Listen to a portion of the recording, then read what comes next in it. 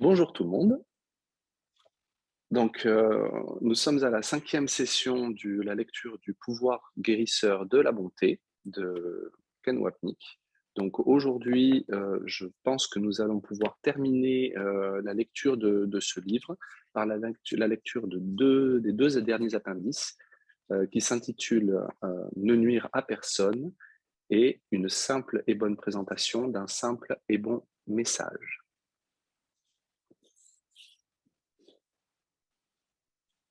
Donc, ne nuire à personne. Pour ceux qui ont le livre et qui veulent suivre en même temps, évidemment, c'est la page 99.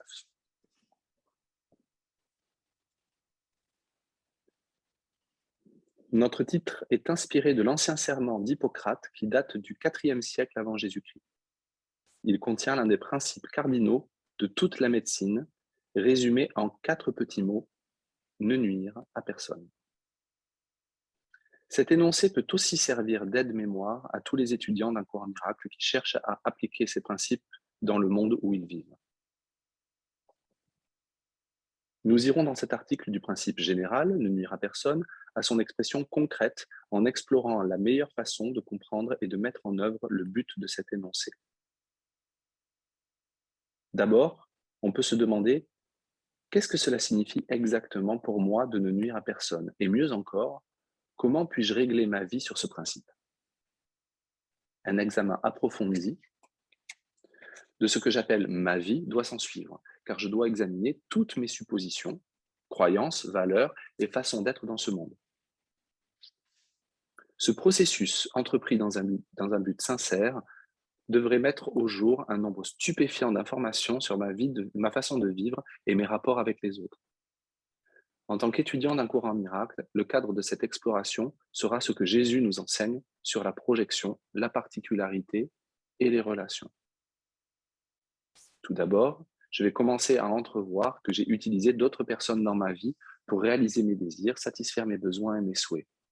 Est-ce nuisible? Eh bien, examinons quelques exemples et essayons de terminer la tendance sous-jacente. Petite parenthèse, on voit bien que dans cet article, qui au départ a été publié dans la revue, dans le périodique qui s'appelle The Lighthouse, le phare, qui était édité par la Facile, et donc là qui a été édité en septembre 98, il applique ni plus ni moins le cours, c'est-à-dire le cours n'est pas d'aller chercher la signification de l'amour, mais de regarder l'ego. Donc, c'est exactement ce qu'il nous propose de faire là, d'aller voir nos façons de faire et d'aller voir nos tendances égoïques.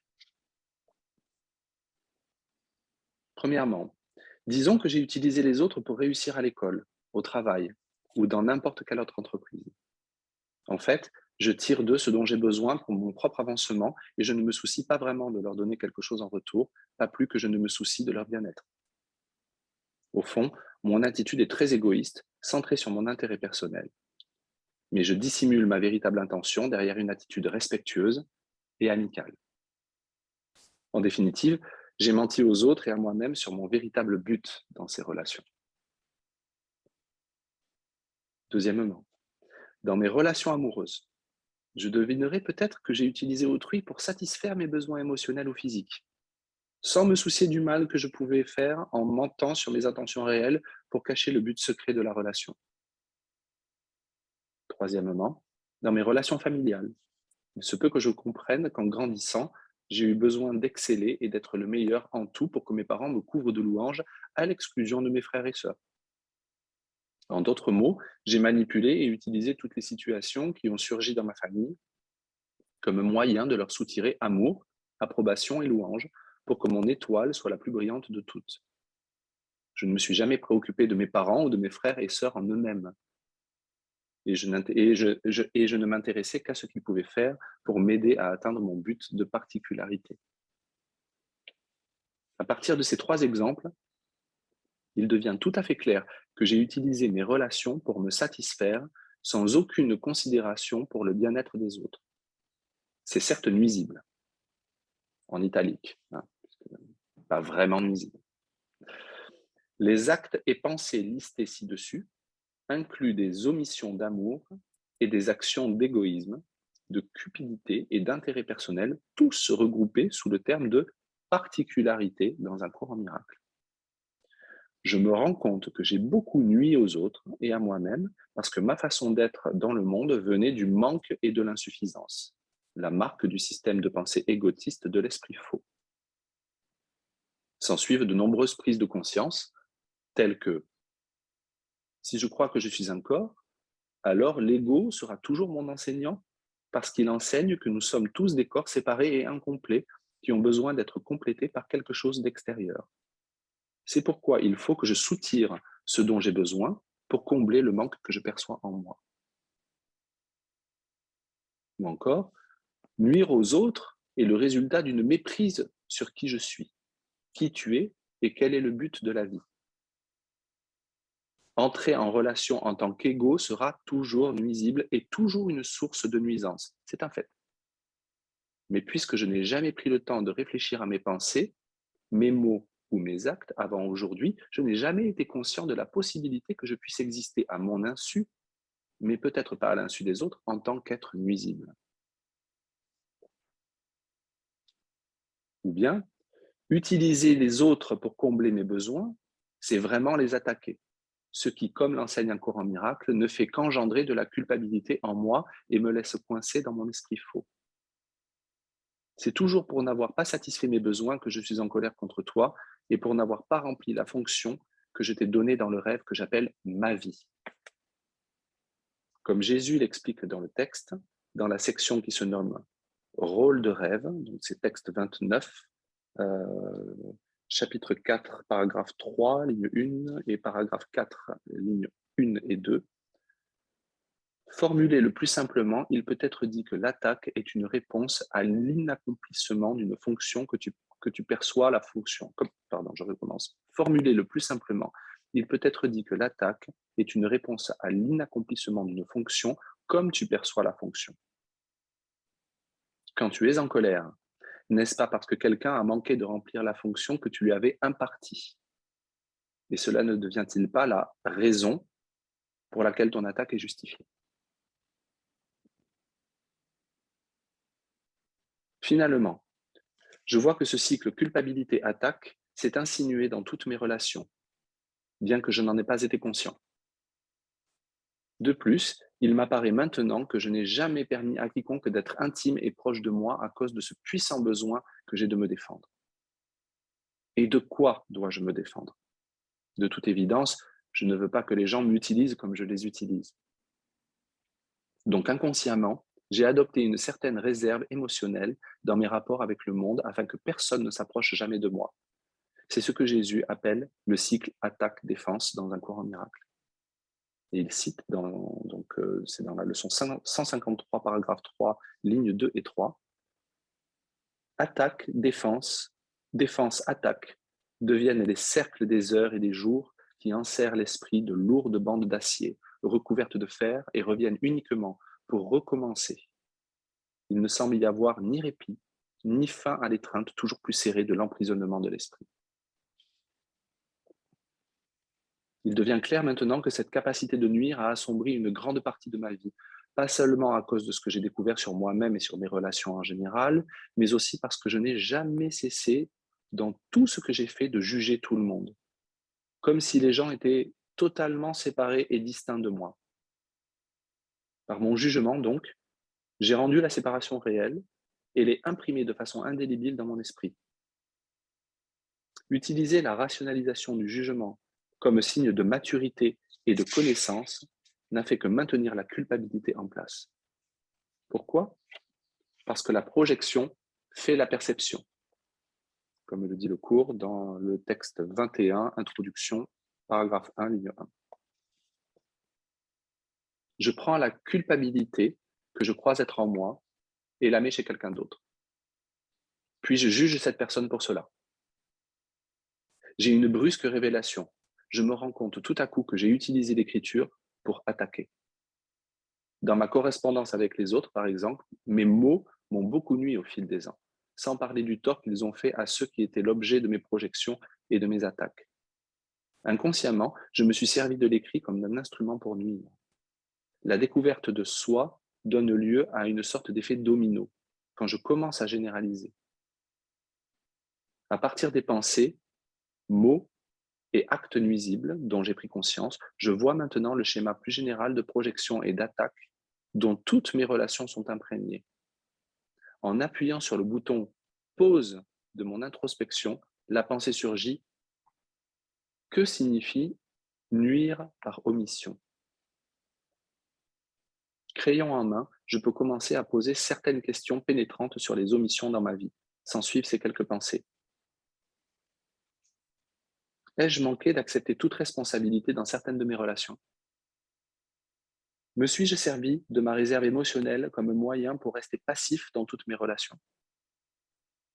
Ai-je choisi de ne pas voir ce qui se trouve juste sous mes yeux parce que j'ai pris au préalable la décision de ne laisser personne empiéter sur mon indépendance?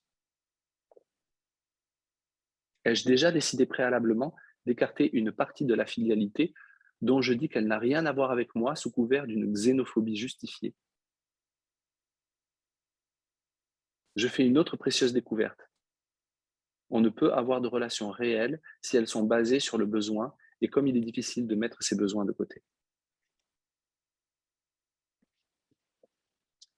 Dernière question, mais non la moindre. Ai-je omis la bonté et la sollicitude dans mon répertoire de pensée et de comportement? Sauf bien sûr quand cela servait mes besoins particuliers. Cette partie de mon introspection aura aussi des répercussions dans la suite de mes recherches sur ce qui m'empêche de suivre le principe ne nuire à personne. Dans le manuel pour enseignants, sous le titre Douceur, quatrième caractéristique de l'enseignant de Dieu, il est intéressant de noter qu'on lit peu de choses sur la douceur, mais beaucoup sur le fait de nuire et sur la nécessité de mettre de côté cette pensée principale dans l'arsenal de particularités et de haine de l'ego. En effet, le mot nuire et ses dérivés apparaît 9 fois dans les 2 paragraphes de la sous-section, alors que douceur et ses dérivés n'apparaît que 3 fois. Ce n'est pas surprenant, car un cours en miracle accorde une importance primordiale au défaire du système de pensée de l'ego comme chemin du retour à Dieu, source de tout amour. Dans ces quelques phrases du premier paragraphe, on voit comme il est important pour l'enseignant de Dieu de lâcher prise du système de pensée de la nuisance. Il cite donc dans le manuel, chapitre 4, question 4, là, sur la douceur, chapitre 4, paragraphe 1, lignes 3 à 7. Nuire est le résultat du jugement. C'est l'acte malhonnête qui suit une pensée malhonnête. C'est un verdict de culpabilité contre un frère et donc contre soi-même. C'est la fin de la paix et le déni de l'apprentissage. Cela démontre l'absence du curriculum de Dieu et son remplacement par l'insanité. Ainsi, Jésus nous explique comment nos jugements sur nous-mêmes précèdent nos jugements sur les autres.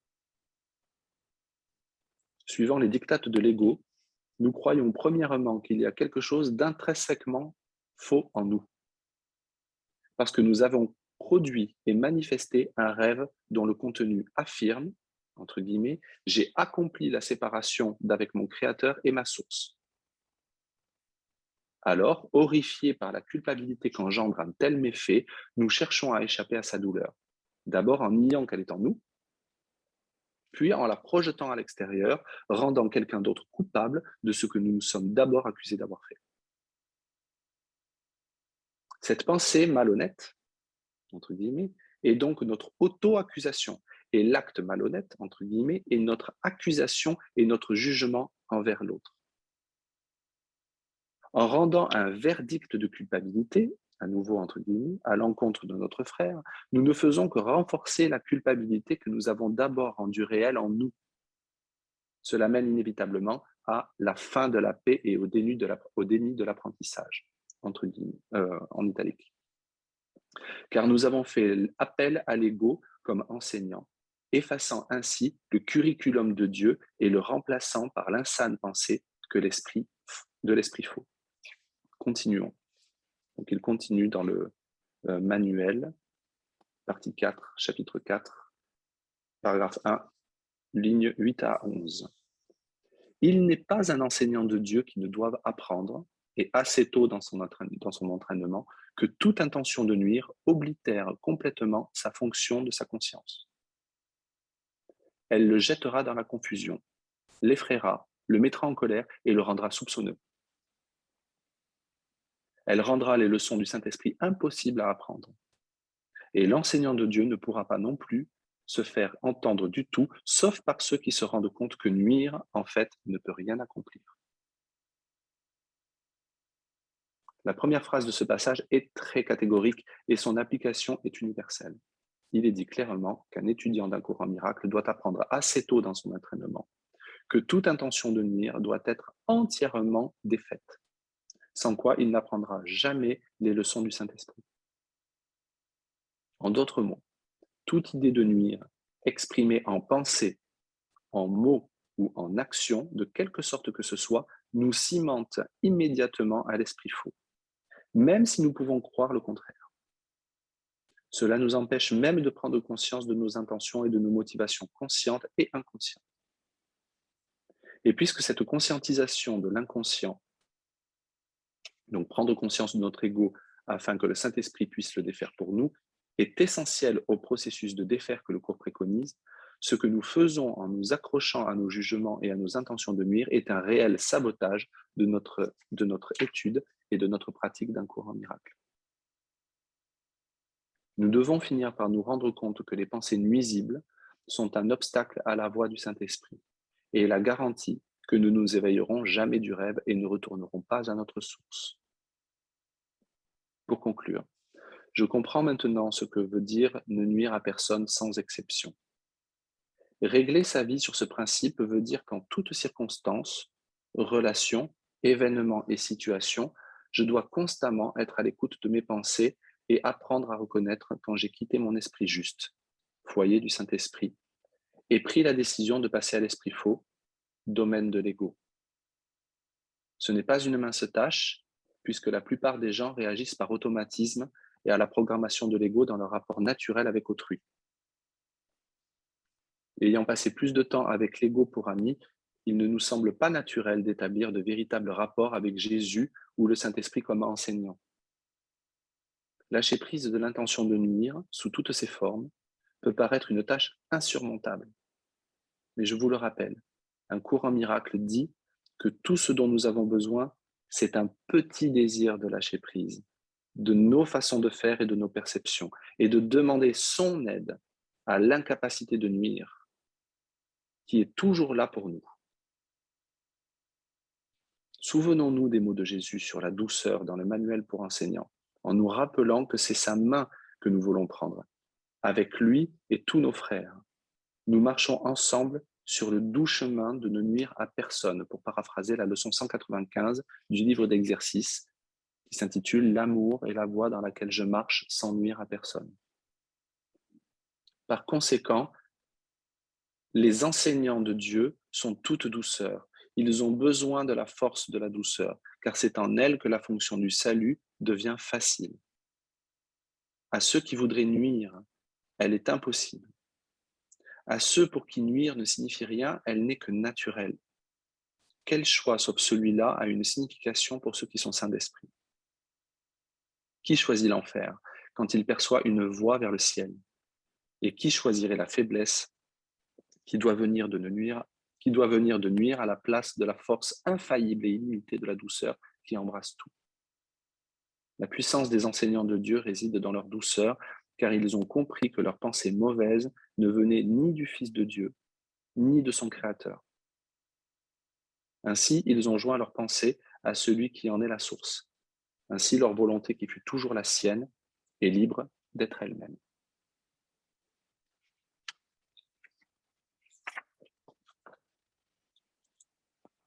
Voilà, donc on vient de terminer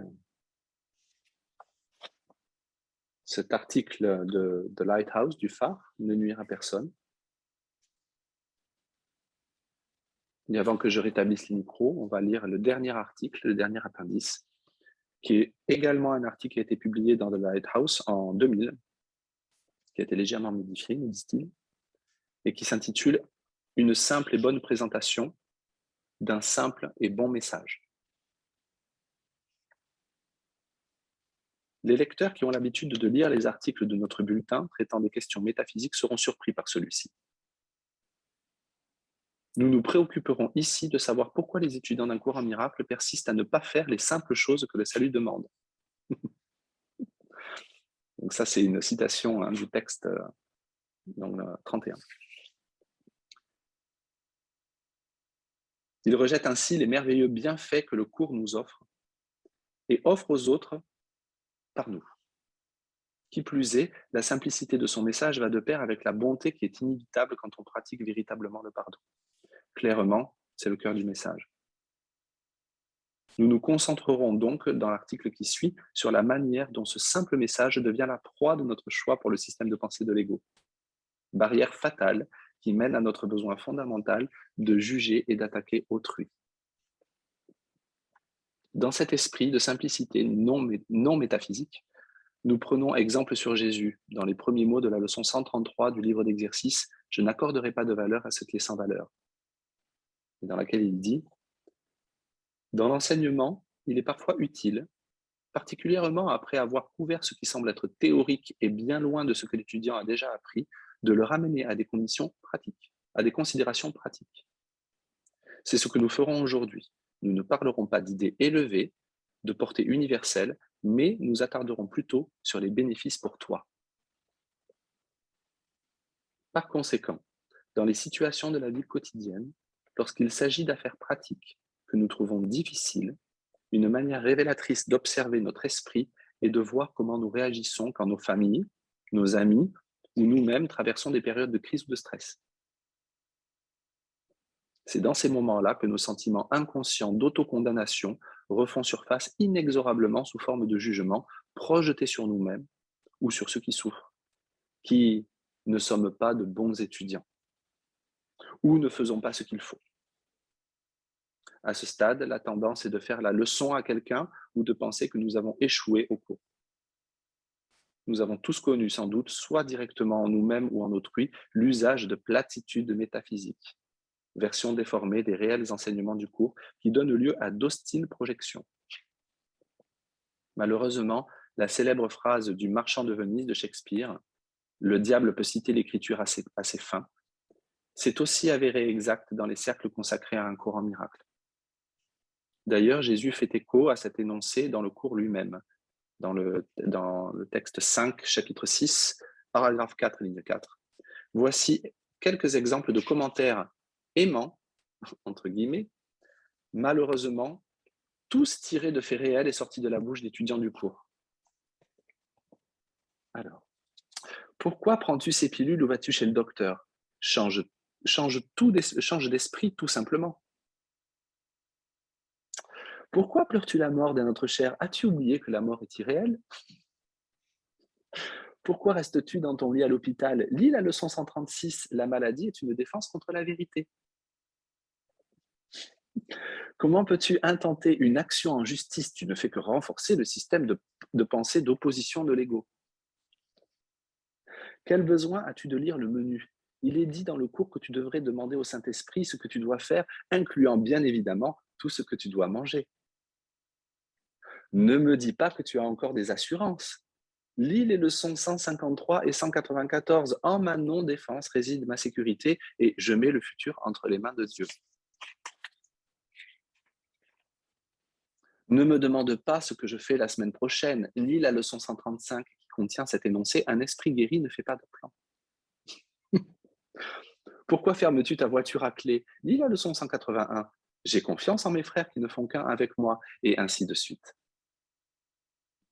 Au fil de toutes ces déclarations, l'étudiant a oublié une fois encore que la quatrième caractéristique de l'enseignant de Dieu, la douceur, veut dire lâcher prise de toute pensée, mot ou action nuisible.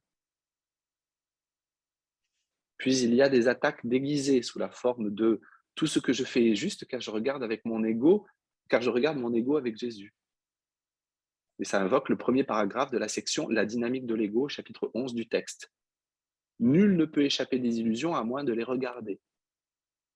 Munis de cette arme, les étudiants peuvent justifier ou rationaliser tout genre de mots ou d'actes peu aimables ou nuisibles, et un peu comme les couples qui tombent parfois dans le piège de dire « je vais être totalement honnête avec toi et te révéler exactement ce que je ressens ». Malheur aux partenaires si il ou elle n'esquive pas à temps. Ces mots devraient l'avoir amplement prévenu de ce qui va suivre, sera tout simplement, tout sauf honnête et encore moins aimant. Il est clair qu'entretenir les pensées d'attaque, sans parler de les réaliser dans le but de nuire à quelqu'un, suppose la croyance, consciente ou inconsciente, que le système de pensée de séparation est réel. Comment pourrions-nous justifier notre colère, sauf en croyant que les objets de notre agression sont non seulement séparés de nous, mais aussi différents, ce qui mène à l'état d'esprit qui affirme « j'ai raison » et ils ont tort. Ainsi, le manque de bonté qui est inévitable lorsqu'on s'accroche à cette perception est aussi dirigé contre soi-même. Selon un courant miracle, donc une citation du texte 24, chapitre 4, paragraphe 3, ligne 1 à 5, « Tu ne peux que te blesser toi-même. Cela a été souvent répété, mais c'est encore difficile à saisir. Pour des esprits résolus à la particularité, c'est impossible. Or, pour ceux qui souhaitent guérir et non attaquer, c'est tout à fait évident. Le but de l'attaque est dans l'esprit et ses effets ne sont ressentis que là où elle est. » Ou encore, dans les titres des 2 leçons du livre d'exercice, leçon 338, « Je ne suis affecté que par mes pensées » et leçon 281, « Je ne peux être blessé que par mes pensées ». Ainsi, la raison pour laquelle nous persistons à ne pas faire les choses simples et bonnes que Jésus nous demande devient évidente. Lâcher prise de tout jugement, de toute croyance dans les différences et par voie de conséquence de toute pensée d'attaque signifie aussi lâcher prise de la croyance dans la séparation. Or, sans cette croyance dans la réalité de mon identité séparée de Dieu et de tous les autres membres de la filialité, cette identité égotiste se dissoudrait. Il est donc plus sûr, entre guillemets, pour moi de blesser les autres, car en ce faisant, je protège mon petit soi unique et individuel par l'attaque, préservant ainsi le système de pensée de l'ego, système de séparation et de différenciation d'avec l'unité vivante de Dieu. On lit dans le texte, donc dans le texte 22, chapitre 6, paragraphe 12 et paragraphe 13, « Si tu ne faisais qu'un avec Dieu, et si tu reconnaissais cette unité, tu connaîtrais que son pouvoir est le tien.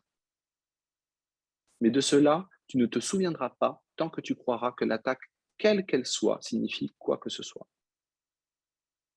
Elle est injustifiée sous quelque forme que ce soit parce qu'elle n'a aucune signification.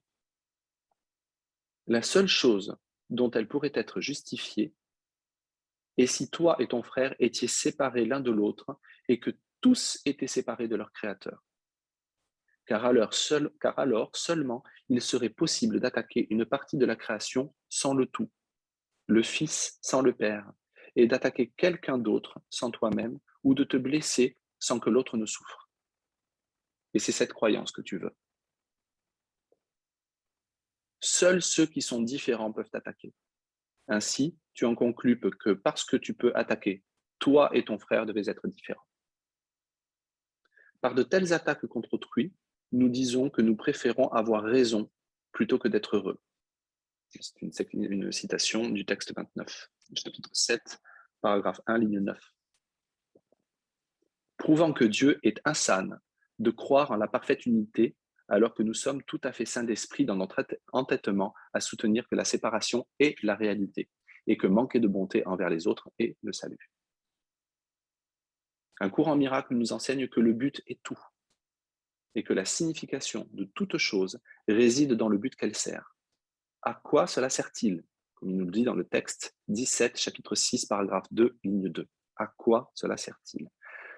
C'est dans la compréhension de nos motivations cachées, toujours axées sur la préservation du petit soi, dissimulée derrière notre souhait de manquer de bonté, que se trouve la réponse à la question de Jésus.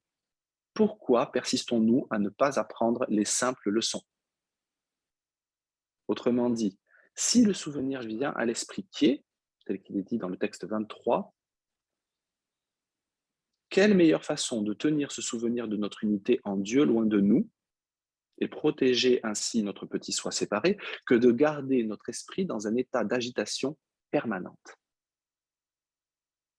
Jugement, attaque et vain bavardage. Ce que le cours dit dans le texte, les cris éraillés et les hurlements insensés de l'ego. Dans le texte 21, chapitre 5, paragraphe 1, ligne 6. Jugement, attaque et vain bavardage sont des exemples de ce que nous avons rendu si naturel et changé en une sorte de réconfort pervers pour nous-mêmes. Ainsi, nos jugements, nos mots et nos actes sans bonté ont bel et bien un but, qui est de garder au loin la paix que le pardon apporte, d'empêcher que la voix de la paix et du pardon soit entendue et qu'à jamais soit rendue impuissante la capacité du pardon à nous ramener à la maison. Donc là, il cite le cours. La paix de Dieu ne peut jamais venir où est la colère, car la colère doit nier que la paix existe. Qui voit la colère comme justifiée, en quelque manière ou en quelque circonstance que ce soit, proclame que la paix est insignifiante et doit donc croire qu'elle ne peut exister. Dans cette condition, la paix ne peut pas être trouvée. La colère revenant sous une forme quelconque fera tomber le lourd rideau une fois de plus, et la croyance que la paix ne peut exister reviendra certainement. La guerre est à nouveau acceptée comme la seule réalité. Il n'est pas besoin de penser aux conséquences métaphysiques plus vastes, ni même à son propre salut individuel pour apprécier la simple politesse qui consiste à être bon et secourable envers autrui. Une bonne règle de conduite est d'être normal. Et une bonne définition de normal est de ne pas chercher à insulter, blesser ou nuire à ses frères de quelque façon que ce soit. Pas besoin de croire, par exemple, que Dieu n'a pas créé l'univers physique pour savoir qu'il est important de traiter les gens avec bonté et respect. Ce n'est certes pas la guérison ultime, qui ne peut avoir lieu qu'au niveau de l'esprit, mais agir avec bonté reflète le plus souvent la bonté inhérente au pardon de soi. Et c'est donc un grand pas en direction de la demeure même de la bonté avec un B majuscule. Si mon but est vraiment de m'éveiller de ce rêve et de rentrer à la maison, alors j'ai besoin de cultiver cette simple vigilance envers toutes mes pensées mauvaises et nuisibles, et envers mon besoin d'attaquer et de juger. Ainsi, je garde à l'esprit que chaque fois que la paix me quitte et que je suis tenté de blâmer les autres pour mon inquiétude et d'exiger une juste punition pour leurs péchés, c'est à moi-même, en fin de compte, que je veux nuire. Or, est-ce que je souhaite vraiment utiliser autrui comme instrument par lequel je me refuse l'entrée du royaume? Surtout quand le refus vient de moi et de moi seul. Ce passage pénétrant du texte est très explicite là-dessus. Texte 11, chapitre 4, paragraphe 6, lignes 1 et 2. Le Christ est à l'autel de Dieu, attendant d'y accueillir son Fils, mais vient entièrement sans condamnation, car autrement, tu croiras que la porte est barrée et que tu ne peux pas entrer. Par exemple, si quelqu'un avait la tête en sang et qu'on lui disait que sa douleur vient du fait qu'il se tient près du mur contre lequel il se cogne la tête continuellement, il ne fait pas de doute, à moins que cette personne soit fortement dérangée mentalement, qu'il s'arrêterait. La connexion entre la cause, se cogner la tête contre le mur, et l'effet, c'est-à-dire l'intense douleur qu'il ressent, serait si claire qu'il mettrait fin à la cause instantanément pour supprimer l'effet. C'est exactement ce que Jésus nous dit à maintes reprises dans un cours en miracle. Il veut que nous comprenions la connexion directe entre nos pensées d'attaque et de jugement, qui sont dépourvues de bonté, et la souffrance et l'inconfort que nous ressentons. Je vais la relire, cette phrase, parce que moi, elle me parle beaucoup. C'est exactement ce que Jésus nous dit à maintes reprises dans un cours en miracle. Il veut que nous comprenions la connexion directe entre nos pensées d'attaque et de jugement qui sont dépourvues de bonté et la souffrance et l'inconfort que nous ressentons. Voici ce qu'il dit dans le texte à propos du choix de reconnaître la véritable cause du problème de notre souffrance. Il cite le texte 27, chapitre 7, paragraphe 2, lignes 5 et 6. Le choix ne sera pas difficile, parce que le problème est absurde quand il est vu clairement. Nul n'a la moindre difficulté à se décider à laisser un simple problème être résolu s'il voit qu'il le blesse et qu'il est aussi très facile à enlever. Le problème est que notre expérience physique et psychologique de la douleur agit comme un tampon entre la cause, dans l'esprit, et l'effet, le ressenti dans le corps. de sorte que nous ne sommes pas conscients de la connexion. La vraie variable intervenante, pour utiliser le terme psychologique, entre nos pensées d'attaque, la cause et notre inquiétude, l'effet, et la culpabilité. Et de cette culpabilité, qui est presque toujours inconsciente, nous n'avons jamais que de vagues indices, de temps à autre, qui filtrent à travers la barrière inconsciente jusqu'à la conscience. C'est un fait que la culpabilité est inévitable une fois qu'on se met à entretenir des pensées d'attaque, pensées que l'ego assimile toujours au péché. Et une des caractéristiques de la culpabilité est qu'elle demande punition. C'est cette punition intérieure qui, en définitive, produit douleur et malaise. Mais une fois encore, puisque la culpabilité n'est pas consciente, nous n'avons aucune idée d'où vient notre souffrance. Le texte 27, chapitre 7, paragraphe 7, ligne 4 dit « Tu étais sûr d'une seule chose. De toutes les nombreuses causes que tu percevais comme t'apportant douleur et souffrance, ta culpabilité ne faisait pas partie. De toute évidence, sans la conscience de cette connexion, il n'y a rien qu'on puisse faire pour défaire la douleur de telle sorte qu'elle ne revienne jamais. Des causes inaperçues et donc des causes qui ne sont pas défaites continuent d'opérer. Elles agissent en coulisses, pour ainsi dire, pour s'assurer que leurs effets sont toujours là. Donc tout ce que nous avons à faire pour mettre fin à notre souffrance et à notre malaise, c'est de nous exercer à remonter à la cause de notre détresse. Comme le dit texte 27, chapitre 7, paragraphe 2, lignes 1 et 2. Maintenant, il t'est montré que tu peux t'échapper, sous-entendu de la souffrance. Tout ce dont il est besoin, c'est que tu regardes le problème tel qu'il est et non de la façon dont tu l'as monté. Dans le contexte dont nous parlons, la cause de notre souffrance peut être assimilée à notre décision d'attaquer autrui pour protéger notre culpabilité inconsciente. Ce refus de bonté envers les autres, encore une fois, nous empêche de l'être envers nous-mêmes et protège ainsi notre identité à l'intérieur du rêve. Au lieu de clore cet article, comme nous le faisons parfois en citant le cours, il me semble que ce simple et bon message inspiré du maître de sagesse Jiminy Cricket serait approprié. Si vous n'avez rien de gentil à dire, ne dites rien du tout.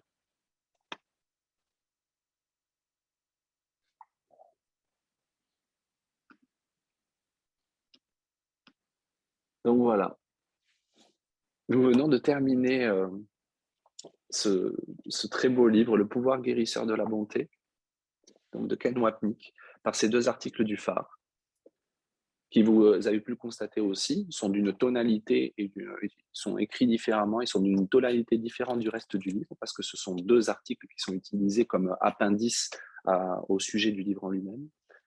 Il y a beaucoup de choses qui sont dites évidemment dans ces deux articles. Je vais maintenant rétablir les micros, et puis on va pouvoir partager. Alors bien sûr, là on parle beaucoup d'inconfort, de contrariété, de douleur personnelle. Au vu de l'actualité, je vous invite aussi à regarder ça de prendre un peu ce recul et de voir à quel point l'actualité semble être la cause d'un certain nombre de ressentis, peur, colère, sentiment d'injustice, etc., inquiétude. Et comme il nous le dit, de toutes les causes, je vais paraphraser, peut-être pas très très bien, mais de toutes les causes de ces ressentis désagréables, la culpabilité ne semblait pas en faire partie. C'est intéressant quand même, parce qu'on a vraiment dans notre expérience, on a vraiment l'impression que je ressens ça parce qu'il se passe certaines choses. Et ce que le cours nous dit, c'est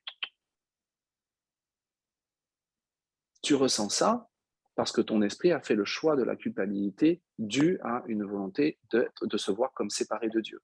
Ça n'a absolument rien à voir ni avec ce qu'a fait ton papa, ni ta maman, ni ton voisin, ni ta maladie, ni le conflit à l'extérieur. Voilà. C'est tout un programme. Oui, ça nous invite quand même à nous, en tant qu'étudiants du cours, hein, même si effectivement, à un moment donné, on nous demande bien d'être normal, mais comme là, on est entre étudiants du cours, combien de fois, en pensée, en mots ou en actes, on a utilisé le cours pour avoir raison, on a utilisé le cours pour dire à quelqu'un, bon, écoute, voilà, ça c'était choix de projection, c'était choix de séparation, moi je fais un autre choix pour moi, hein, clairement. Ce qu'il nous dit, c'est faire attention à quel est le but que ça sert. Être très très honnête avec ce qu'on fait. Ça ne veut pas dire que c'est mal ce qu'on a dit, ça veut dire quel est le but que ça sert. Si le but c'est toujours un but de séparation, de différenciation, de se positionner en tant que dire tu fais un choix, j'ai fait un autre choix, nous ne sommes pas pareils, c'est le but de l'ego. Le but du Saint-Esprit est de voir que tout est pareil. Mmh. Le but de l'ego est de voir que tout est différent. Et on peut utiliser le cours ou tout autre chemin spirituel pour nous différencier, pour devenir un soi plus spirituel, plus vénéré, plus évolué, plus éveillé. On l'entend beaucoup en ce moment, hein. Beaucoup, L'éveil. Mmh, mmh, mmh, mmh. beaucoup. Il y a ceux qui ne sont pas éveillés, mais il y a ceux qui vont passer dans une autre dimension parce qu'ils sont plus éveillés que les autres et qui ont compris certaines choses. C'est pas nouveau, c'est toujours été. On utilise les principes d'éveil et les principes fondamentaux de bonté, de l'enseignement de la bonté et de l'unité pour différencier, pour séparer, pour établir des différences, pour établir des niveaux d'éveil, des niveaux de sainteté. Et vraiment, il ne s'agit pas de critiquer ou de dire ah ça c'est pas bien, juste vraiment de prendre ce recul, peut-être passer parfois par un état où on se dit ah non mais j'ai fait ça quand même pas mal de fois et peut-être que même souvent je me rends compte que je suis en train de le faire, mais c'est pas un péché, c'est pas un péché, il faut regarder, mais regarder avec notre enseignant de bonté, notre enseignant de douceur, de non-jugement. Si on regarde pas, ça reste des mécanismes inconscients et on continue à projeter. Comme disait Bernard une fois, il y a l'ego, il est là, et nous, avec notre enseignant pour la bonté, pour la douceur, pour le pardon, qu'on appelle Saint-Esprit, qu'on appelle Jésus, mais qu'on pourrait appeler autrement, hein, nous allons regarder ça et nous allons inonder l'ego de la lumière de notre conscience. L'ego n'a de pouvoir que si nous ne le regardons pas. Nous ne le regardons pas parce que nous ne voulons pas le voir, parce que nous le prenons au sérieux et nous lui accordons un pouvoir qu'il n'a pas. Si nous le regardons, il le dit dans le cours aussi, ça a l'air d'être, les illusions ont l'air d'être un mur extrêmement solide, infranchissable. Mais touche-le du doigt. Et en fait, tu te rends compte que c'est de la fumée et que tu le traverses sans problème. Il faut regarder.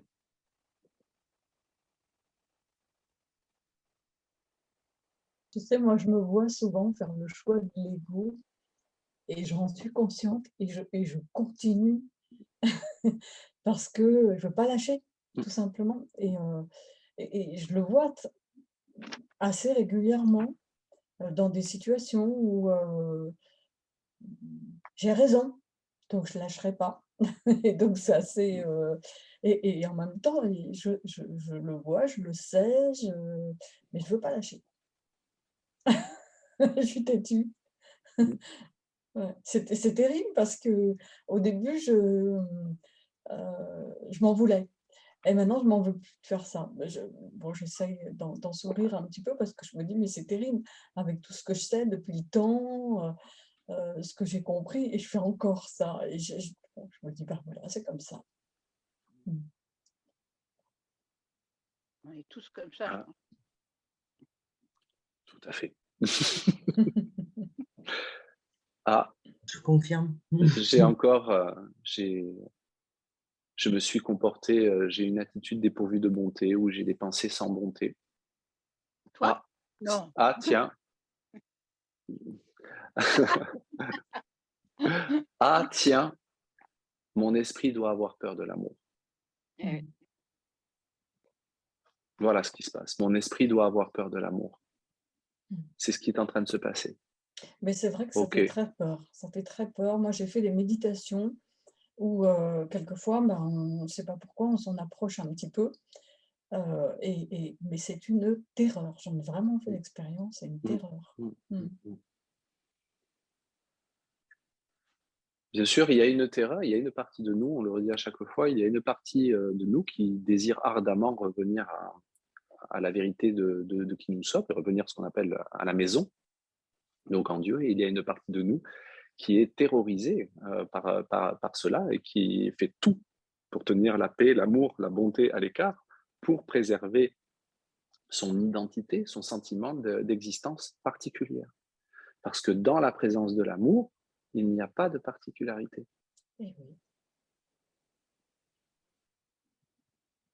Mmh. Et là, je laisse à l'appréciation de chacun d'essayer d'imaginer ça et de se rendre compte qu'il y a une tension de dire oui, mais alors je n'existe plus. Mmh. C'est le néant, Mmh. c'est l'oblitération. Je suis, et voilà. Où Donc suis-je? évidemment, qu'est-ce qui devient? Est-ce que je suis plus conscient? Est-ce que la conscience s'efface? Il y a plein de questions comme ça. Et à un moment donné, c'est ça, par des moyens détournés, peut-être des fois juste de vagues inquiétudes ou une espèce d'arrière-goût désagréable. C'est un signe. Il y a cette peur. Et c'est ça, en fait, c'est cette peur de l'amour qui nous contraint, entre guillemets, à chercher le moyen de garder cet amour à distance, alors qu'il y a une autre partie de nous qui le veut. Donc on est complètement tiraillé. Comment garder la bonté englobante de l'unité, l'amour de l'unité, comment garder Dieu à distance? Il y a une bonne façon, la séparation. Et dans la séparation, il y a la culpabilité, la non-bonté, l'attaque. Trop de Dieu et C'est qu'on ça, va abandonner notre particularité, mais je ne suis plus rien, donc je meurs. J'ai peur de tout la à fait. mort. Tout à fait. Ce qui est finalement, si Dieu est la vie, c'est la peur de la vie, en fait. Voilà, la peur de la vie, oui, oui. Mmh. Voilà. Donc, on ne nous demande pas non plus de nous perdre en considérations métaphysiques, Mmh. etc., par rapport à ça, mais vraiment d'observer très honnêtement et de dire, OK, il y a vraiment, je dois vraiment avoir peur de l'amour. J'en avais pas conscience jusque-là, mais je fais ça et je résiste énormément aux enseignements du cours, pas parce que je suis pas intelligent, pas parce que je suis un mauvais étudiant non, parce que j'ai peur de l'amour. Qu'est-ce que je fais avec ça? Ben, je peux me poser ça, je peux regarder, m'autoriser à ressentir ce que ça me fait et surtout, là, je peux demander de l'aide. Ah ouais. Je peux demander: «OK, Saint-Esprit, Jésus, OK, c'est vraiment je suis honnête avec toi, mais c'est vraiment ce que je ressens, en fait. J'aime bien tout ce que tu me dis dans ton cours, c'est super sympa, c'est très bien écrit, bravo d'ailleurs, hein, mais honnêtement, heu, moi, ça me fout les pétoches, quoi». Mm. Voilà. Et ben, c'est pas les mots qu'on utilise qui sont importants, c'est l'intention, le petit désir, il en parle, le petit Mmh. désir. Quand on se pose avec ça et qu'on demande, même avec des mots très simples, on n'est pas obligé de faire des salutations et des machins, et cetera, et d'avoir des grands mots et des grandes phrases très poétiques. Juste: «Waouh! Waouh! Tu sais quoi Jésus, mais ça me fout les boules ce que tu me dis!» Et ben ça, c'est le petit désir. J'ai peur, j'ose pas y aller, mais quand même, mon petit désir est reflété par le fait que je te pose la question et que je te demande. L'indésir, ça serait d'essayer de gérer soi-même. Mm. Je vais me préparer, puis je vais faire moult méditations, et puis je vais me mettre à faire ci, ça, etc. Et je vais me préparer moi-même parce que je pense être indigne. Il faut vraiment que je m'améliore quand même. Il n'y a rien à changer, il n'y a rien à essayer d'améliorer. Il y a tout à regarder et il y a à demander. Et on ne finit par demander que quand à un moment donné, il y a le petit désir qui naît en nous. Le fait de dire: «Il doit y avoir une autre façon». Je ne sais pas quelle est cette autre façon. Il doit y avoir une réponse à ma peur de disparaître. Je ne la connais pas, la réponse, mais je commence à m'ouvrir à la possibilité qu'il y a un enseignant en moi qui veut vraiment mon bien, qui sait très bien quel est mon propre intérêt, quel est notre intérêt à tous, et qui va me dire, mais je n'ai aucune idée. Je n'ai aucune idée de ce que va être la réponse, de comment elle va être. C'est beaucoup de bonté envers soi-même de reconnaître où on en est. C'est beaucoup de bonté envers soi-même de reconnaître que malgré nos meilleures intentions, eh ben, nous avons souvent fait le choix de l'attaque au lieu du choix de la bonté. Et qu'en plus, nous l'avons souvent maquillé avec des grands sourires et des grands chalalas. Et voilà. Et être bon, c'est être normal aussi, il le dit. Soyez normaux. Quand on se surprend, et je m'inclus complètement dedans, quand on se surprend à faire la leçon du cours, il appelle ça des platitudes du cours, c'est fort quand même, des platitudes, à quelqu'un qui souffre ou quelqu'un même qui n'est pas dans le cours, ou peu importe. Est-ce qu'une personne normale ferait ça? Le cours, ça doit être la toile de fond, la toile de fond de notre attitude. Mais l'attitude d'un étudiant ou d'un enseignant du cours doit être complètement normale. Quelque part, elle s'adapte. Il y a cette souplesse qui s'adapte à ce qu'est capable d'entendre la personne, le frère ou la sœur. Elle a cette souplesse, parce qu'il n'y a aucune raison de ne pas être souple, puisque la vérité ne peut pas être attaquée, elle ne peut pas être en danger. On n'a pas besoin de protéger la vérité. On n'a pas besoin de protéger la forme de la vérité.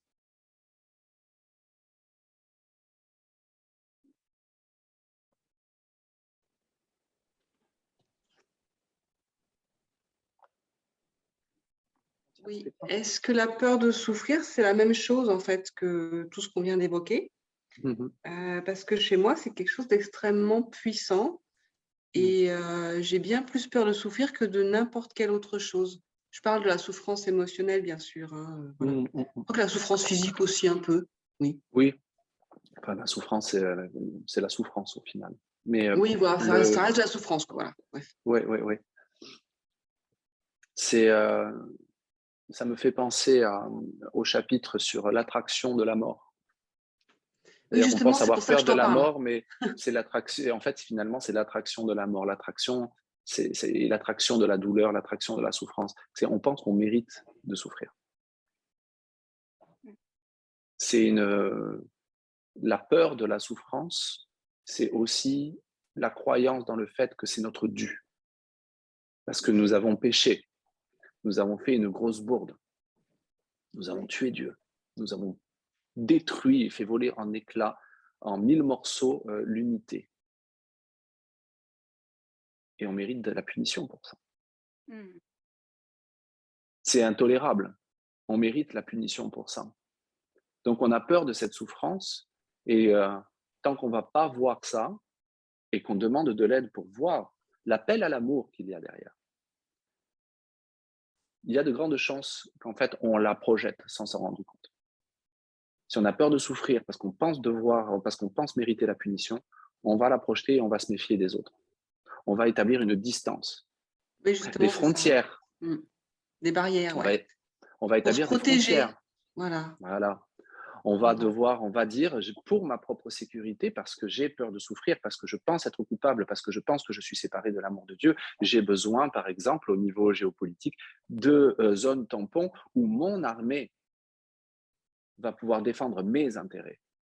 Parce que si jamais tu te rapproches trop de moi, je ne vais plus avoir que deux choix, soit d'attaquer, parce que je pense mériter une juste attaque, ou alors soit on va devoir vraiment se rencontrer. Et je veux ni l'un ni l'autre. Je veux rester à part de toi. Ouais, en fait, je suis allée voir cette peur de souffrance assez profondément et récemment. Et il en est ressorti que finalement, c'était plus la peur de l'amour qu'autre chose. C'est complètement ridicule, mais voilà, je me suis dit, mais comment c'est possible cette association? C'est-à-dire que voilà, je suis allée profondément et je me suis rendu compte que le fait de mettre des barrières ou par peur de souffrir, c'était uniquement parce que j'avais peur d'être aimée, tout simplement. La peur, en fait, c'est bizarre, hein, c'est ce que je recherche, d'être aimée, d'aimer, etc. Et d'un autre côté, quand ça se présente, ça me fait tellement peur que du coup, ça fait émerger cette peur de souffrir. Je ne comprends pas le parallèle en fait entre les deux, mais c'est complètement duel, quoi. La peur, elle sert un but. Ouais. Et la peur sert le but de nous protéger de l'amour. Pas l'amour particulier, hein, de Oui, bien l'amour sûr. de Dieu. Oui, Le j'entends. principe du cours, c'est d'aller de plus en plus à conscientiser ça, remarquer ça. Parce que c'est intéressant, parce que la peur est faite pour oblitérer l'amour. Mais si notre pratique, c'est de nous servir de la peur pour nous rendre compte, pour nous concentrer sur ce qu'elle essaie d'oblitérer, c'est-à-dire l'amour, ça veut dire que la peur devient un appel à l'amour. C'est ça, en fait. Elle perd son but. Si on se rend compte, sans essayer de changer la peur, mais si on se rend compte que la peur n'a de valeur que parce que le but qu'elle essaie de remplir, c'est de nous protéger contre l'amour, et donc qu'à chaque fois qu'il y a peur, c'est un signe que l'amour est là, le but de la peur, il est fait. Elle ne sert plus aucun but, c'est le défaire de la peur. Voilà, c'est exactement ce qui s'est passé. Et quand je m'en rends compte, il n'y a plus rien, je ressens cet amour, etc. Mais au bout d'un moment, je le ressens trop que, hop, de nouveau, ça se rebloque, il y a de nouveau. Et en fait, je fais le yo-yo, j'arrête pas de faire ça, et c'est très désagréable, je me sens très mal à l'aise, en fait. Et ça fait vraiment le yo-yo toute la journée, quoi. Et c'est un truc très puissant. Et la pratique du cours n'est pas d'essayer d'arrêter ça, la pratique du cours, c'est de l'observer. Ouais, quand je l'observe, l'observe, ça fait du bien et tout. Puis, je me sens bien, je retourne ma vie quotidienne, hein, forcément, hein, ce qu'on a à faire dans ce monde. Et paf, ça revient. Et je fais, non. Et c'est très, très désagréable. Oui, mais c'est vraiment une bénédiction, vraiment, Virginie, ça. Parce que c'est vraiment ce qu'on nous demande de faire, de regarder. Et qu'est-ce qu'on est en train de regarder? Mon esprit est divisé.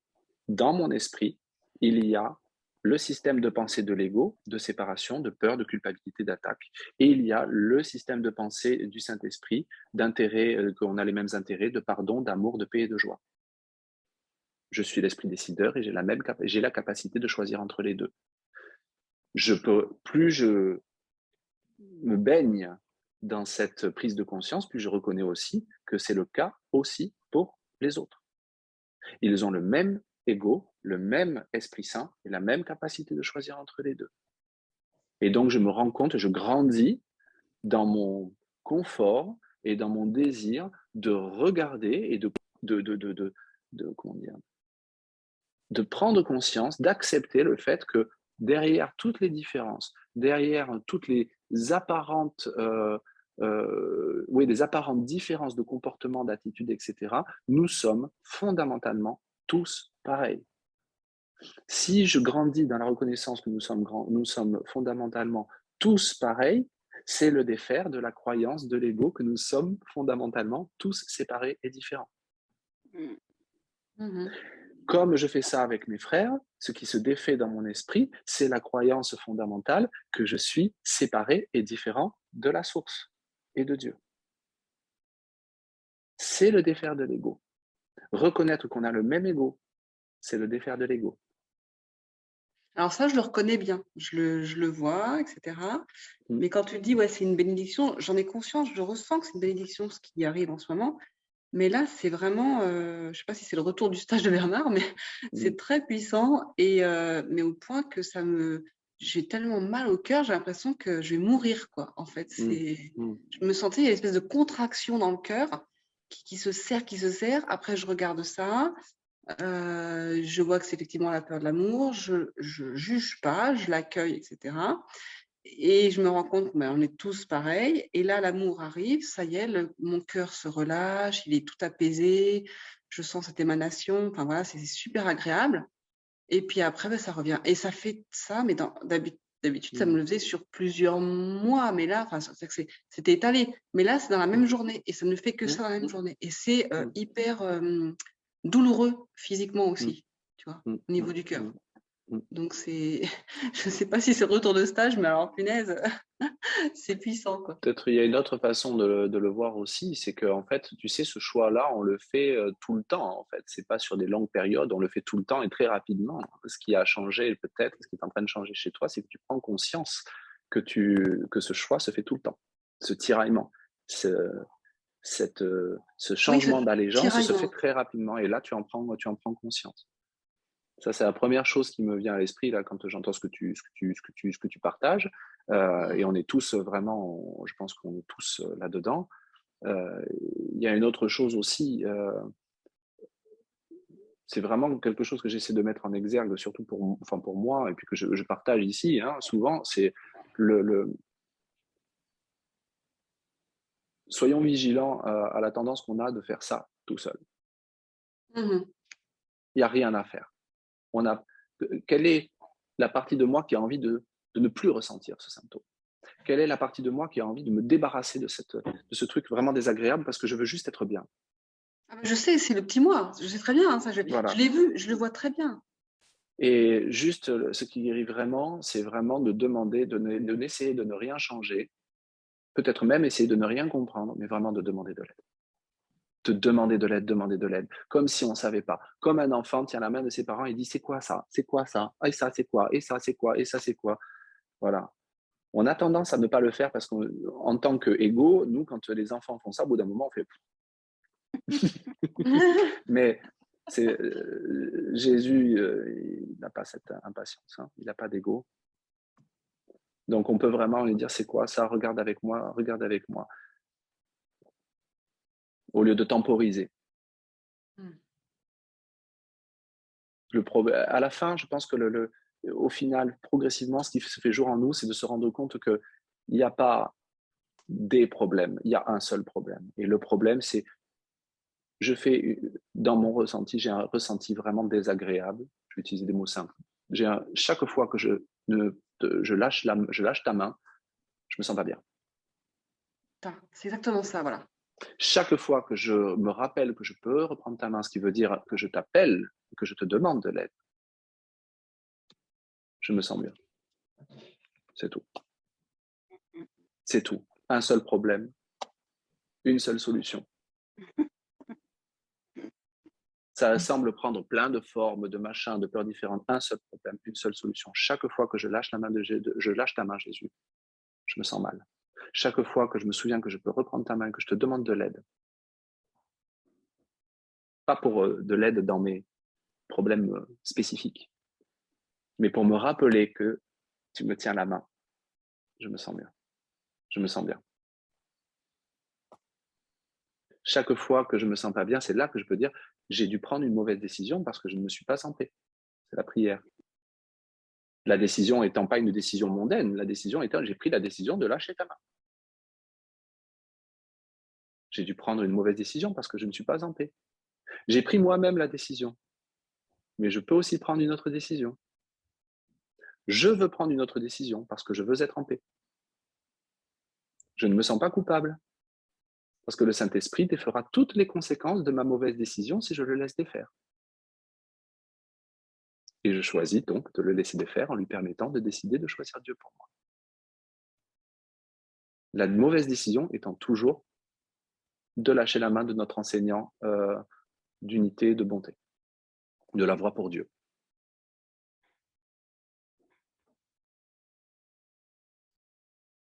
Et chaque fois que je me rends compte de cette mauvaise décision, que je choisis de prendre, que je me rends compte que je peux prendre une autre décision, et bien automatiquement, je n'ai pas à me sentir coupable car le Saint-Esprit défera toutes les conséquences de la mauvaise décision si je le laisse défaire. Les conséquences étant mon sentiment de séparation, ma projection, ma culpabilité, etc.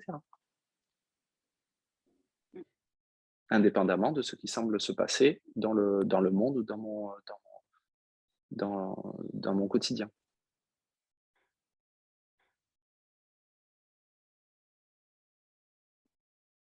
Si, à un moment donné, je suis par rapport à des relations amoureuses, par exemple, je suis dans une relation ou je ne suis pas dans une relation. Mais j'ai peur de souffrir, j'ai peur d'être, j'ai peur de planter, j'ai peur de Voilà, on a plein de trucs et puis on se dit, bon, voilà, comment je vais m'en sortir, etc. Ah, je me sens pas bien, je me sens pas en paix. J'ai dû prendre la mauvaise décision parce que je ne suis pas en paix. C'est-à-dire, j'ai dû prendre la décision de lâcher ta main, Jésus. Parce que je ne suis pas en paix. Ça n'a rien à voir avec ma relation amoureuse ou à mon absence de relation amoureuse, ni quoi que ce soit. Même si j'ai vraiment fortement l'impression que c'est ça. Mais c'est pas ça. Je ressens ça parce que dans mon esprit, j'ai dû prendre la décision, j'ai dû prendre la mauvaise décision de te lâcher la main. J'ai pris moi-même cette décision, mais je peux aussi prendre une autre décision. Je veux prendre une autre décision parce que je veux être en paix, etc., etc. C'est vraiment ça. On pourrait l'appliquer aussi, par exemple, au conflit en Ukraine. Indépendamment du fait qu'on fait ce qu'on a à faire. Moi, j'ai des amis ukrainiens, je les ai appelés. Mais j'ai l'impression vraiment de me sentir vraiment, vraiment pas bien et perturbé, apeuré et inquiet. Parce que c'est le conflit, c'est la Troisième Guerre mondiale, que sais-je. Ah, attends, qu'est-ce que me dit le cours? J'ai dû prendre la mauvaise décision de me séparer, de lâcher la main de Jésus, parce que je ne me sens pas en paix. Finalement, en fait, il y a une possibilité que ça n'ait rien à voir avec le conflit, en fait. J'ai pris moi-même la décision, mais je peux aussi prendre une autre décision. Je veux prendre, etc., etc., etc. Et en fait, on rétablit le truc et on se dit, mon ressenti, mon expérience de séparation, mon expérience de peur ne vient pas du fait qu'il y a quelque chose en dehors qui se passe, mais le fait que j'ai fait un choix de séparation, je t'ai lâché la main. Un problème. Je peux prendre la décision, je peux changer d'avis, je peux changer d'esprit et je peux t'appeler à l'aide, je peux te demander de m'aider à me rappeler que tu me tiens la main et que tu ne me juges pas. La solution. Et mon expérience va changer en concordance avec mon changement d'esprit. Je vais toujours voir probablement le conflit, mais maintenant je vais pouvoir être de plus en plus ouvert à voir l'appel à l'amour derrière. À voir qu'il n'y a pas de différence, qu'il n'y a pas de bourreau, pas de victime. Que tout le monde fait un appel à l'amour, que tout le monde essaie de se protéger et que tout le monde utilise la peur pour garder le conflit et l'attaque pour garder l'amour à distance parce qu'ils ont très peur de l'amour. Leur peur de l'amour est la même peur de l'amour, la peur de l'amour que la mienne. Nous sommes pareils, sauf que je prends de plus en plus conscience que si il y a attaque et peur, c'est un signe que l'amour est là, prêt à rentrer. Donc la peur et l'attaque dans mon esprit, qui ne fait qu'un avec la filialité, n'oublions pas, hein, c'est pas juste pour moi. La peur ne sert plus aucun but. Elle est défaite. Elle est défaite. La peur ne sert le but que si on pense qu'elle existe d'elle-même, alors que la peur, on voit bien qu'en fait, elle n'existe que par rapport au but qu'elle sert pour folklore l'amour, pour le garder à distance. Mais quand on se souvient de l'amour, la peur, elle ne sert plus à rien. Et dans mon esprit et dans l'esprit collectif, elle se défait. Est-ce que ça aura des effets concrets dans ma vie privée, ma vie amoureuse ou l'actualité? Peu importe. Là, vraiment, je le dis, peu importe. Comme il le dit dans le cours, les yeux continueront de voir des différences. Il ne nous appartient pas de savoir quand, comment, quels effets, quels reflets. Ce qu'on nous demande, c'est de nous focuser sur la paix, sur l'acceptation de la paix, de la guérison, de l'expiation pour nous-mêmes. C'est là qu'on aide vraiment. Et ce sont les pensées de bonté.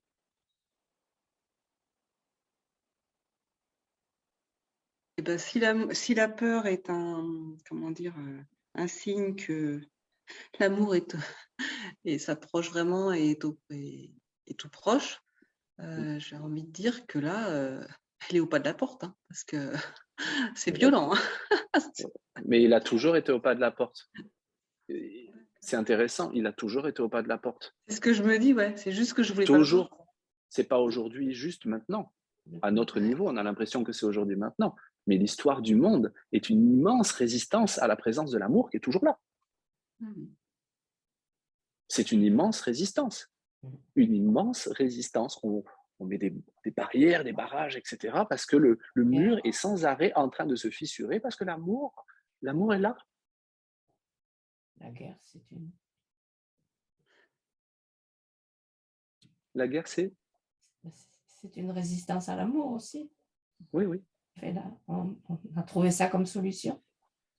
C'est la solution, comme il le dit à un moment donné, hein, de nos pensées, nos cris éraillés, etc. Ce sont des, comment dire, des diversions, des préoccupations pour oublier l'amour. Le principal. Pour ne pas le laisser rentrer. Pour ne pas le laisser rentrer. Bien sûr, ça ne signifie pas qu'il faille ne pas, comment dire, s'en moquer ou nier. Non. On peut vraiment, d'ailleurs, une expérience de jonction, se joindre, c'est aussi ressentir, s'autoriser à ressentir la peine et la détresse des gens, leur peur. Pourquoi? Pas parce qu'elle est réelle, mais parce que c'est la même que la nôtre.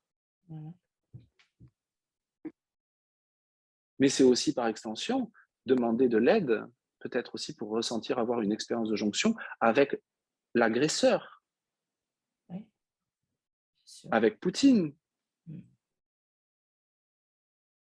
sans justifier quoi que ce soit, juste se rendre compte qu'il fait partie de la fidélité exactement comme les autres. De son point de vue, lui, il a l'impression de devoir se défendre parce que l'OTAN le menace. On n'est pas en train de justifier quoi que ce soit. Hein. L'attaque, la colère n'est pas justifiable. Mais on peut se rendre compte qu'on est finalement, on est pareil. On n'est pas Poutine, mais on est pareil. On est tous un Poutine en nous. Hein. Voilà. On a tous le même ego, tous le même Saint-Esprit, tous la même capacité de choisir entre les deux. On a tous la même maladie de séparation. On a tous le même remède du pardon de Jésus et du Saint-Esprit. Tous la même capacité de choisir entre les deux. Nous sommes tous nuisibles et nous sommes tous bénis. Déjà, c'est pas évident de prendre la parole, surtout comment tu termines le texte en disant que si vous n'avez rien de gentil à dire, taisez-vous. Alors, je ne sais pas si j'ai quelque chose de gentil à dire, mais je vais commencer par te tirer les oreilles, parce que je plaisante évidemment, parce que tu m'invites à cette lecture pour m'apprendre que je suis nuisible. Bon, ça commence bien. et pour en venir à quelque chose de plus sérieux, ce que j'aime bien, du coup, c'est que plutôt que d'être attentif, souvent, d'être juste, d'être bon, d'être dans l'amour, je peux aussi être attentif simplement au fait de ne pas nuire. Voilà, j'aime bien cette idée-là que je retiens là pour ce matin. Parce que des fois, je ne sais pas bien, je ne sais pas forcément, mais c'est quoi être bon, c'est quoi être dans l'amour, etc. Déjà, si tu fais attention à ne pas nuire, ou si éventuellement tu vois que là, peut-être, d'une certaine façon, tu nuis, tu observes ça, c'est déjà bien, c'est déjà pas mal. Je voulais juste te dire, on a dit plusieurs fois effectivement que pour apprendre ce que c'est la bonté, ou pour apprendre comment ne pas nuire, il vaut mieux partir du principe qu'on ne sait pas, on a une partie qui est nuisible, à notre insu presque, et demander de l'aide à l'enseignant de la bonté et du non nuisible. Vraiment, c'est important. Autrement, on essaie encore de faire par nous-mêmes et de faire finalement avec l'esprit de non-bon qui a nié la bonté. On essaie de revenir à la bonté avec l'esprit qui a nié la bonté. On essaie de guérir avec l'outil qui nous a blessés quelque part. Donc, il vaut mieux vraiment partir du principe, oui, c'est ce que je suis en train de faire, il y a une raison pour ça, je dois avoir très très peur de l'amour. Jésus, aide-moi à regarder ça.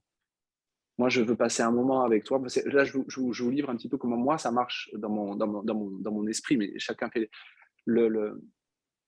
se poser et se souvenir que passer un moment avec lui, qui regarde avec nous et qui sourit. C'est tout. Automatiquement, cette bonté, cette douceur, cet instant saint, il se transfère à notre attitude. Tu vois ce que je veux dire? C'est très bien. Je voulais, moi, ajouter un petit mot sur la peur de la souffrance, la peur de souffrir. Ben, quand on a cette idée, oui, cette idée à l'esprit, la peur de souffrir, c'est comme si ça concernait l'avenir. Or, si j'ai peur de souffrir, c'est tout de suite que je souffre. J'ai peur, donc je souffre. Et là, souffrir, la peur aussi certainement, c'est résister. Et à quoi je résiste? À une douleur qui est là. Elle se fait souffrance parce que j'y résiste. La peur de la souffrance, c'est la résistance. Il y a de la résistance là. C'est pas grave. Je peux le voir. Je résiste à quoi? À une douleur. Est-ce que je peux reconnaître cette douleur? Être avec cette douleur. Accepter cette douleur. Juste la regarder, la sentir, l'accueillir. Voilà, c'était mon petit mot par rapport à la peur de souffrir. Non, c'est très beau ce que tu viens de dire, oui. Oui, c'est vraiment très très beau parce que c'est aussi nous qui jugeons en fait ces ressentis comme non acceptables ou non désirables. C'est Est-ce ça, que je peux... c'est le jugement, on peut dire la réaction aussi. C'est une autre façon de dire la résistance. Oui, j'en C'est ça. pense quelque chose. J'en pense quelque Ce chose. que je c'est un dis d'ailleurs, jugement. parce qu'il y a une douleur là, bien sûr, il y a un malaise, il y a quelque chose. C'est une douleur, mais je la mentalise, j'y résiste, j'y réagis. Et ça s'appelle souffrir. Absolument. La Bien sûr, souffrance est Robert. une douleur mentalisée à laquelle on résiste, une douleur pensée, jugée.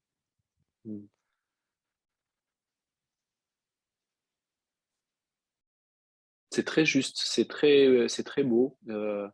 Et ça me fait penser une fois à... C'est Bernard qui avait fait pendant une séance en parlant du salon intérieur dans lequel on s'asseyait dans notre fauteuil. Dans l'autre fauteuil, il y a Jésus ou il y a le Saint-Esprit, cette présence d'amour inconditionnel et non jugeante qui est avec nous. On décide de passer un moment avec lui. Quand on est bien avec lui aussi, on peut dire à un moment donné, observer, c'est-à-dire dire à notre douleur, à notre souffrance, ok, rentre. Tu es la bienvenue. Assieds-toi. Parce que tu as quelque Et là, chose à me dire. justement, là, c'est plus la souffrance. Là, c'est la douleur qui est accueillie, qui est Voilà, invitée, il qui est n'y a pas la permise. souffrance psychologique. Oui, c'est Plus la ça. souffrance. C'est une expérience. C'est plus la résistance, c'est de l'accueil. C'est ça. Je souffre plus, j'accueille une douleur éventuellement que je ne nie pas, mais que j'accueille, comme tu dis, avec Jésus, à travers les yeux de Jésus. Mais voilà, derrière la souffrance, il y a une douleur qui demande à être accueillie, à être connue et à être libérée en fait. Parce que c'est de cette façon que ça se libère. C'est l'amour qui libère, c'est l'amour qui guérit, c'est l'amour. L'accueil donc, qui a cet effet bon. Ça me fait penser à une leçon qui a été rappelée là récemment sur la page Facebook. Toute chose fait partie de la volonté de paix de Dieu pour moi. Oui. Et ça, y compris, ça ne veut pas dire que la volonté de Dieu pour moi, c'est cette souffrance. Ça veut dire s'il n'y a que la volonté, s'il n'y a que la paix de Dieu, elle englobe absolument tout. Elle englobe absolument tout. Et même cette expérience, ce ressenti en fait partie aussi. Mais je ne peux m'en souvenir finalement que quand je pose, que je suspends le jugement et que je l'observe, que je l'accueille.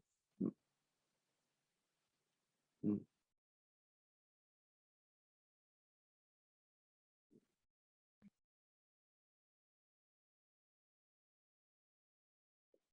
Oh, bah, juste pour te dire merci, c'était très décapant, très clair. J'ai vraiment beaucoup apprécié cette séance. Merci beaucoup. Merci. Bon, merci à vous, merci à Ken. Hein. Moi aussi.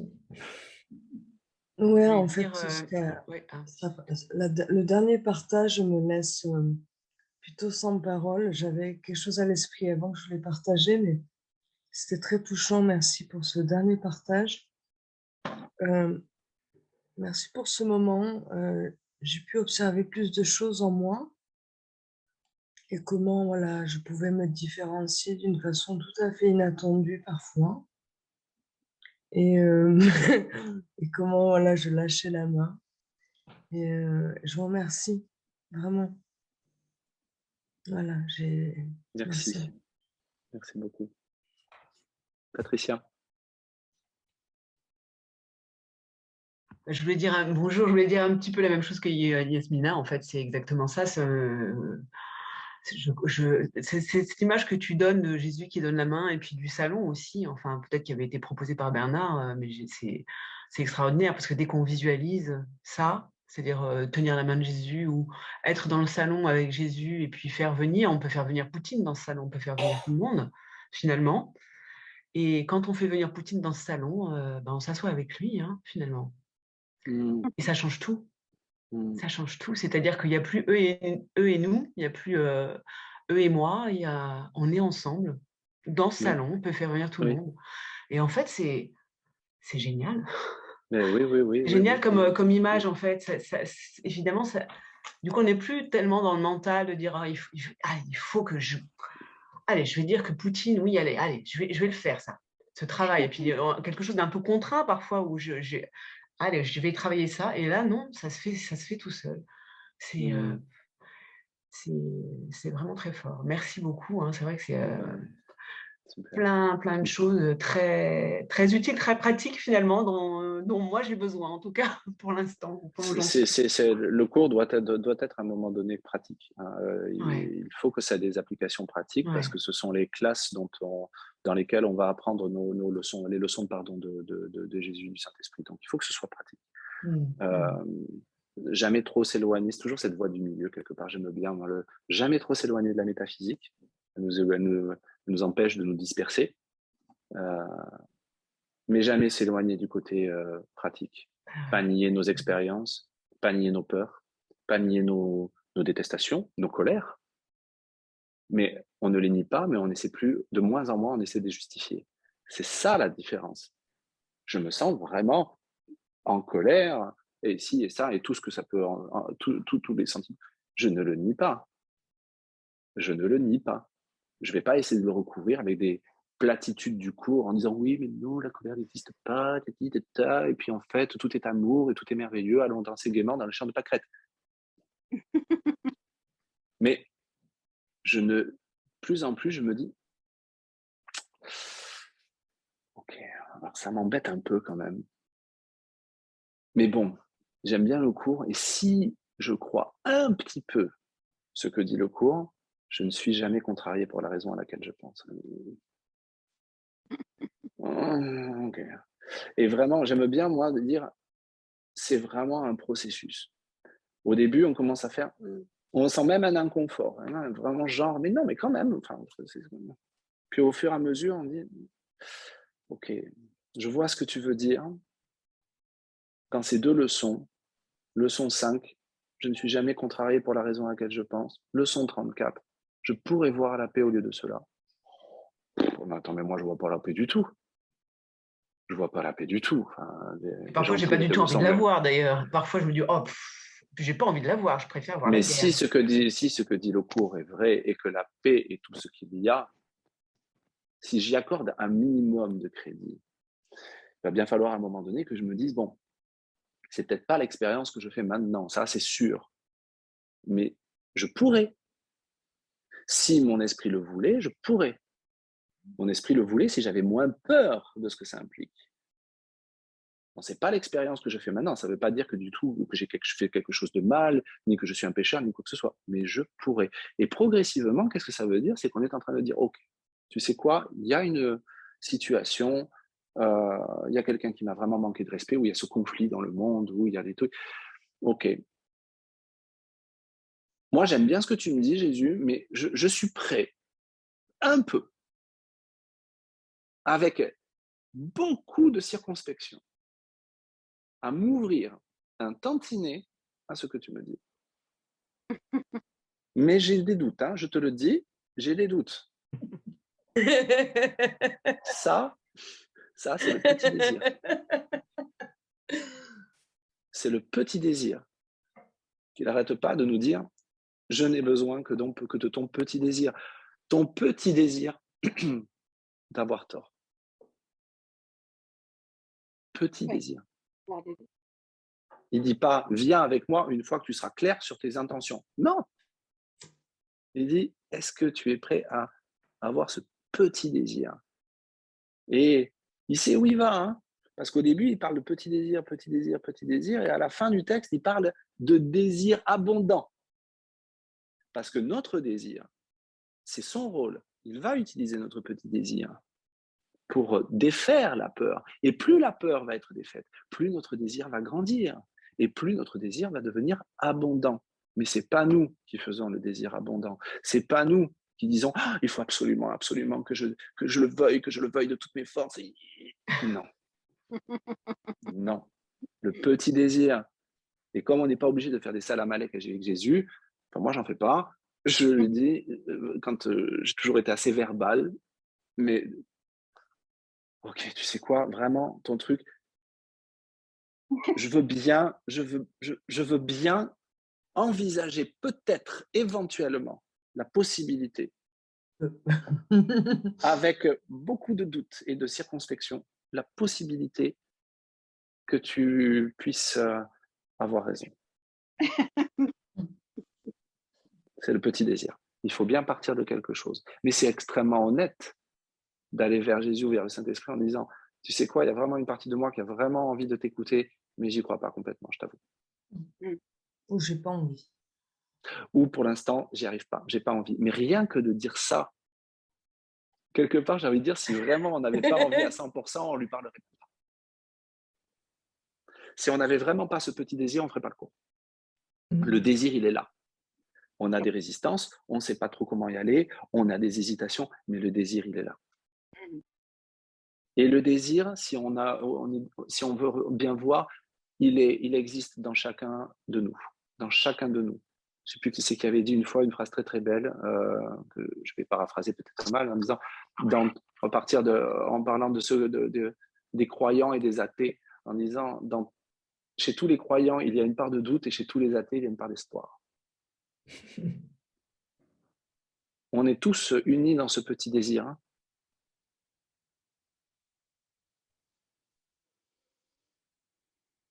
Mais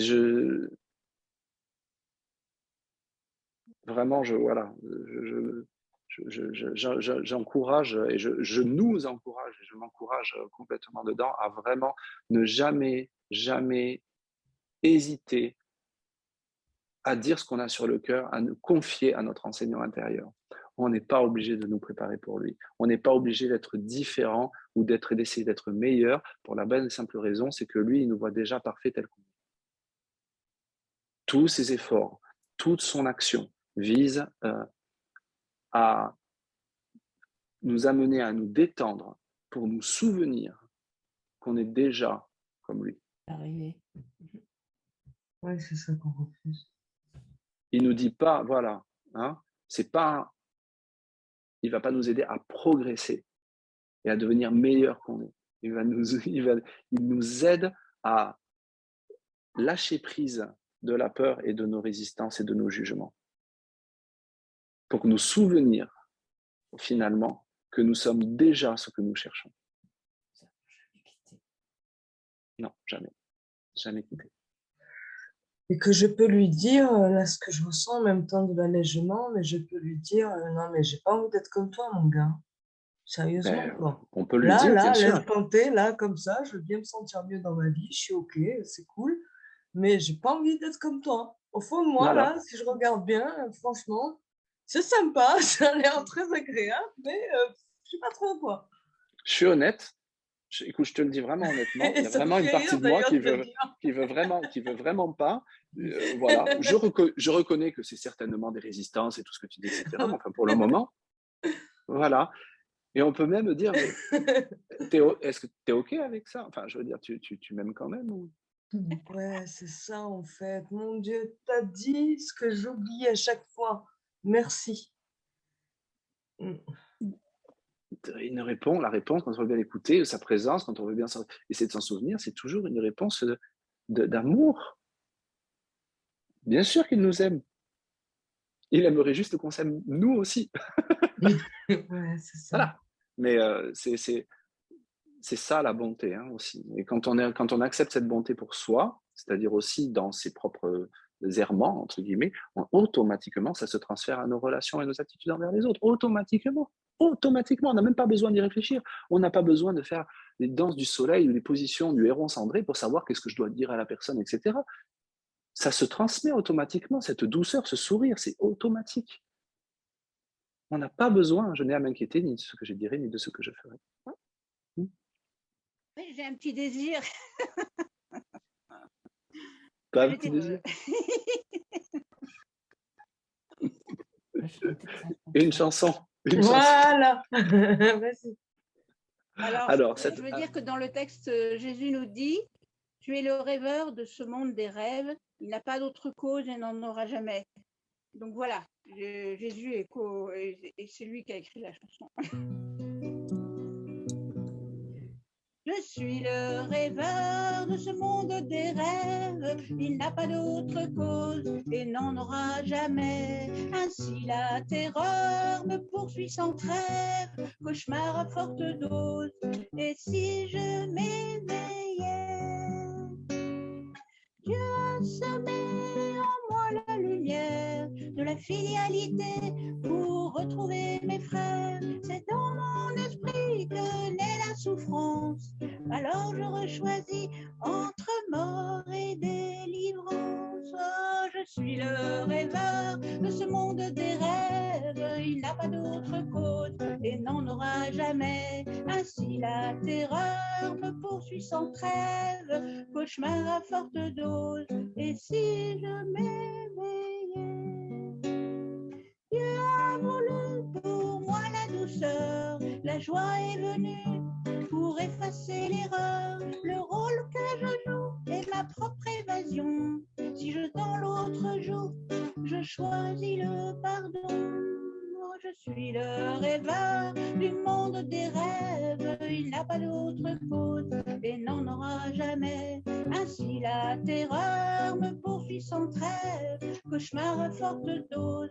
Et si je m'éveillais, Dieu m'a donné la paix de l'esprit en toute liberté pour créer avec lui.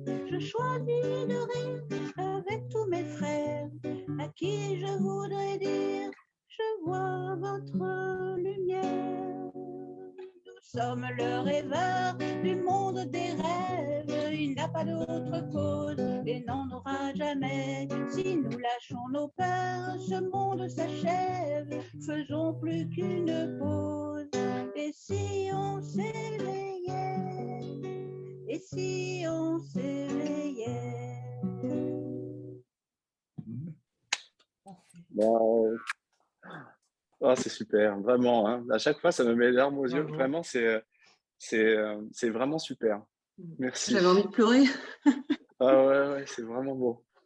Ça répond aussi à C'est Virginie. vraiment- Hein. Comment? Ça répond à Virginie aussi par rapport au peur. Oui. Mais du coup, j'ai eu les larmes aux yeux en fait qui sont montées. Et, voilà. Ouais. Merci du cadeau. Hein. Merci du cadeau, vraiment. Bah, je suis contente de pouvoir vous les chanter, à vous qui pouvez les comprendre. Ouais. Bon.